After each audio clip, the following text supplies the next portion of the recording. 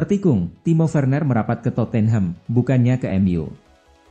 Rencana Manchester United untuk merekrut Timo Werner di musim dingin nampaknya menemui kegagalan. Penyerang RB Leipzig itu dikabarkan kini mendekat ke Tottenham. Di musim dingin ini, Werner dirumorkan akan cabut dari RB Leipzig. Ia kekurangan jam bermain setelah kalah bersaing dengan Lois Openda di lini serang di Rotten Bullen. Werner sendiri ramai dikabarkan akan kembali ke Inggris. Raksasa EPL, Manchester United dilaporkan berminat untuk menggunakan jasanya. Fabrizio Romano baru-baru ini menuturkan bahwa bukan MU yang akan mendapatkan jasa Werner, melainkan klub EPL lainnya, Tottenham. Baru 18 tahun, kenapa Kobie Mainono rutin main di tim utama MU? Sebuah pujian besar diberikan Jonny Evans kepada Kobie Mainono. Ia menilai gelandang muda Manchester United itu akan tumbuh jadi bintang baru setan merah di masa depan karena sikapnya yang profesional. Musim ini merupakan sebuah milestone baru bagi Mainono. Gelandang berusia 18 tahun itu mulai rutin dimainkan Erik ten Hag di tim utama setan merah. Mainono membayar kepercayaan sang manajer dengan performa yang apik di atas lapangan. Tak ayal sang gelandang tidak butuh waktu lama untuk mencuri perhatian para pendukung Manchester United. Evans sendiri tidak heran jika Mainono tampil apik di skuad MU. Jujur, saya sangat terkesan dengannya, Mainono, ungkap Evans kepada laman resmi MU. Jurgen Klopp pastikan cedera Dominic Szoboszlai tidak parah. Fans Liverpool nampaknya bisa bernafas lega. Dominic Szoboszlai dipastikan tidak mengalami cedera yang serius. Szoboszlai merupakan salah satu pemain baru Liverpool. Meski baru bergabung, sang gelandang langsung menjadi andalan di lini tengah The Reds. Namun baru-baru ini, Szoboszlai mengalami cedera. Ia harus ditarik keluar saat Liverpool bermain di Boxing Day kemarin. Klopp baru-baru ini memberikan update seputar kabar Szoboszlai. Dalam konferensi persnya baru-baru ini, Klopp memastikan bahwa cedera Szoboszlai tidaklah serius. Ia memastikan sang gelandang tidak mengalami cedera yang serius seperti yang ditakutkan. Manchester City siap telikung MU untuk transfer Michael Olise. Rencana Manchester United untuk merekrut Michael Olise menemui kendala baru. Karena Manchester City dilaporkan juga berminat untuk merekrut pemain Crystal Palace tersebut. Olise merupakan salah satu pemain bintang Crystal Palace. Winger berusia 22 tahun itu menunjukkan performa yang ciamik, karena ia cukup produktif mencetak gol dan assist. Manchester United dikabarkan jatuh hati terhadap sang winger. Mereka ingin menjadikan Olise bagian dari lini serang mereka.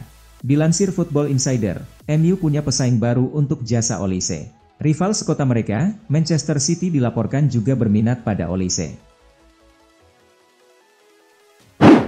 Mau Ivan Toney, Chelsea dan Arsenal diminta pecahkan rekor transfer Inggris. Rencana Arsenal dan Chelsea untuk memboyong Ivan Toney di musim dingin ini menemui kendala. Brentford kembali menaikkan mahar transfer sang striker. Toney adalah salah satu properti panas di bursa transfer kali ini. Ketajaman sang striker membuat banyak klub berminat untuk mendapatkan jasanya. Arsenal dan Chelsea adalah dua klub yang paling santer dikaitkan dengan Toney. Dua tim asal London itu ingin memperkuat lini serang mereka dan Toney dianggap mampu membuat mereka lebih tajam. Dilansir Miguel Delany, kedua tim ini mulai mundur perlahan dari transfer Toney, karena Brentford menaikkan harga jual sang striker. Werner lepas, Manchester United kebut transfer penyerang Bayern Munchen ini. Sebuah spekulasi baru muncul terkait siapa striker yang akan direkrut Manchester United di musim dingin ini. Setan Merah dilaporkan kini mengalihkan fokus mereka untuk merekrut Erik Maxim Choupo-Moting dari Bayern Munchen. Sudah menjadi rahasia umum bahwa MU akan mendatangkan striker baru di musim dingin ini. Setan Merah butuh tambahan penyerang setelah Anthony Martial dan Rasmus Højlund kesulitan mencetak gol. Salah satu striker yang diincar MU adalah Timo Werner.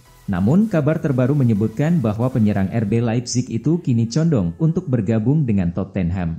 Bild melaporkan bahwa MU tidak terlalu resah dengan situasi tersebut, karena mereka sudah punya penggantinya pada diri Erik Maxim Choupo-Moting. Dapat tawaran dari Turki, Anthony Martial cabut dari Manchester United. Kebersamaan Anthony Martial dan Manchester United nampaknya akan segera berakhir. Sang striker dilaporkan akan pindah ke Turki di musim dingin ini. Martial merupakan salah satu pemain senior di skuad Manchester United. Ia sudah membela Setan Merah sejak ia diangkut dari AS Monaco di tahun 2015 silam. Martial sendiri kontraknya habis di musim panas nanti. Beredar kabar bahwa MU tidak akan memperpanjang kontraknya sehingga ia sudah boleh cabut dari Old Trafford di musim dingin ini. Dilansir media Turki, Takvim, Martial akan pindah dari MU. Ia dikabarkan akan bergabung dengan Fenerbahce di musim dingin ini. Murah meriah, Manchester United pertimbangkan angkut Paulo Dybala. Saga perburuan striker baru Manchester United memasuki tahap baru. Kini Setan Merah dilaporkan mempertimbangkan serius untuk merekrut Paulo Dybala dari AS Roma. Di bursa transfer musim dingin ini, MU sedang fokus untuk mencari striker baru. Setan Merah butuh mesin gol tambahan setelah produktivitas gol mereka kurang oke di musim ini. Sudah ada beberapa striker yang dikaitkan dengan Manchester United. Namun MU dikabarkan mulai mencari opsi lain di Italia. Dilansir Graeme Bailey, Manchester United sedang menjalin komunikasi dengan Paulo Dybala. Setan Merah berminat untuk merekrut sang pemain. Inter Milan menang dramatis lawan Hellas Verona. Inter Milan memetik kemenangan di Giornata ke-19 Serie A 2023-2024. Berhadapan dengan Hellas Verona, Nerazzurri menang dengan skor 2-1. Inter Milan unggul terlebih dahulu berkat gol Lautaro Martinez di awal babak pertama. Namun Hellas Verona mampu menyamakan kedudukan berkat gol Thomas Henry. Namun Davide Fratesi berhasil membawa Inter menang 2-1 berkat golnya di masa injury time. Berkat kemenangan ini Inter masih kokoh di puncak klasemen dengan raihan 48 poin. Sementara kekalahan ini membuat Hellas Verona tertahan di peringkat 18. Ditolak Milan, Bayern akan kembali lagi buat jemput Fikayo Tomori.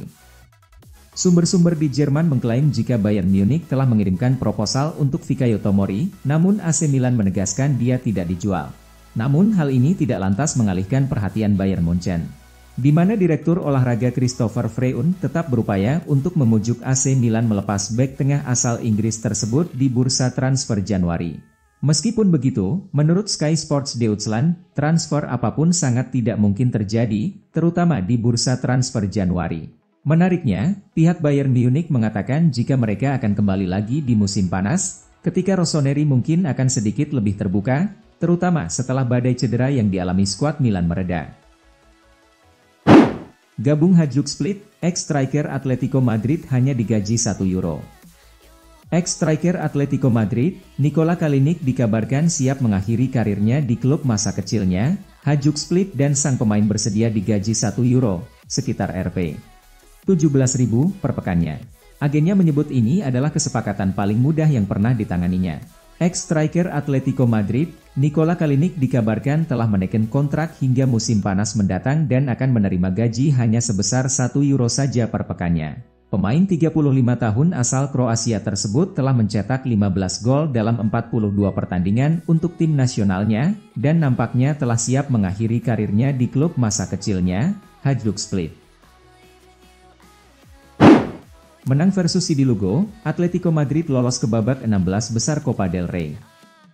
Atletico Madrid sukses mengalahkan tim Divisi 3, Sidi Lugo dengan skor 3-1 di babak 32 besar di pertandingan yang berlangsung pada Sabtu malam waktu Indonesia Barat. Pelatih Diego Simeone melakukan rotasi pada timnya untuk menghadapi pertandingan ini dan hasilnya tidak mengecewakan. Memphis Depay menyumbangkan 2 gol di kemenangan Atletico Madrid 3-1 atas tuan rumah Sidi Lugo di babak 32 besar Copa del Rey pada pertandingan Sabtu malam waktu Indonesia Barat. 1 gol lainnya dicetak oleh Angel Correa, merupakan sebuah respon positif setelah kekalahan dari Girona di La Liga pada Rabu lalu yang membuat mereka tertinggal 10 poin dari pemuncak klasemen. Kemenangan tersebut sukses memenuhi harapan pelatih Diego Simeone yang menginginkan respon yang positif setelah menelan kekalahan di tengah pekan lalu dari Girona dan sekaligus menghantarkan mereka ke babak 16 besar Copa del Rey. Sementara itu juara musim lalu, Real Betis harus tersingkir setelah dikalahkan Alaves 1-0. Raheem Sterling jago cetak gol tendangan bebas, David Beckham ketar-ketir. Raheem Sterling jadi salah satu aktor kemenangan Chelsea atas Preston North End dalam duel putaran ketiga Piala FA 2023-2024. The Blues menang dengan skor telak 4-0. Kali ini, laga sempat terkunci tanpa gol, 0-0, di 45 menit pertama. Chelsea lantas meningkatkan intensitas serangan di babak kedua dan 4 kali menjebol gawang lawan lewat aksi Armando Broja, menit 58, Thiago Silva, menit 66, Raheem Sterling, menit 69, dan Enzo Fernandez, menit 85. Nah, salah satu yang paling mencuri perhatian di balik kemenangan Chelsea kali ini adalah gol spektakuler Raheem Sterling dari situasi bola mati. Menit ke-69, Sterling bersiap mengeksekusi bola mati tepat di depan kotak penalti lawan. Posisi bola sedikit bergeser ke kiri, ada 4 pagar hidup lawan yang siap menghalang. Sterling lantas melepas eksekusi sempurna, bola melambung melewati pagar betis, lalu menukik ke gawang, sekaligus melengkung ke sudut.